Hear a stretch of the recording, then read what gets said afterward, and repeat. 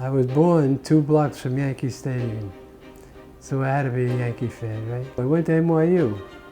My undergraduate was there, but this is in the Bronx. I don't know if you're aware of it. Well, NYU had a campus in the Bronx. It's still there. It's a beautiful campus. It's now Bronx Community College. My major was chemistry, because I was pre-med. I wanted to go to med school. I did high school in 3, and I did college in 3. And I also got jumped another half year in junior high. They told me, I said, you can't go to med school, you're too damn young. So I said, I always wanted to go to Italy. So I said, this is a good thing. I'll apply to an Italian school, and this way I'm there and I can travel and enjoy myself. My specialty is trauma surgery. I did my residency for that at the hospital, which back then was known as Misericordia Hospital. I was in an area where there was a lot of trauma. And little by little I got interested in it, and I was looking forward to it. Partly was I have an uncle who was my godfather who was a doctor. And I think he probably influenced me more than anything else. But in trauma, you never know what the hell's coming in the door. And once you open them up, you never know what you're gonna find.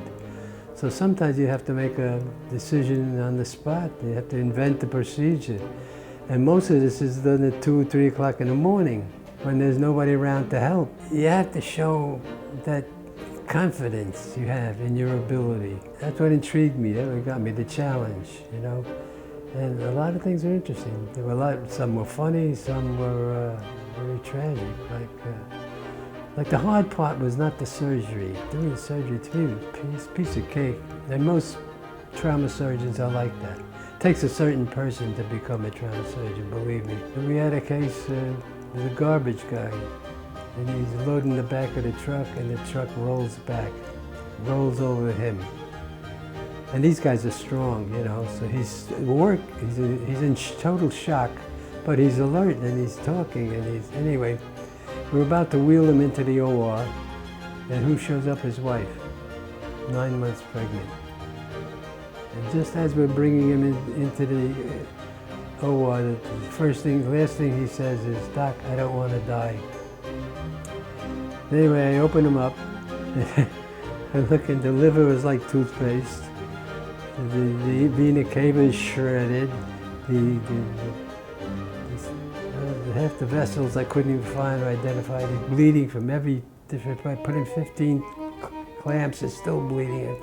So he dies. Nothing I could do. Now I had to go out and tell his wife. That's the hard part, not the surgery. That's the hard part. No, you never get over that. I get emotional now talking about it. In the Army, if you ever get into the service, make friends with the top sergeants. These guys know everything. But anyway, one day we're talking, and he says, you must be fluent in Italian. I said, of course I am, you know. He said, well, why don't you get that added to your profile? He looks it up, he says, you've been transferred to Marrone, Italy. He says, in case you want to protest. I said, Jesus, don't even touch the damn thing. Protest? What are you, mad? Pilot's license I got at least 45, 50 years ago. What got me interested, I was always crazy about airplanes.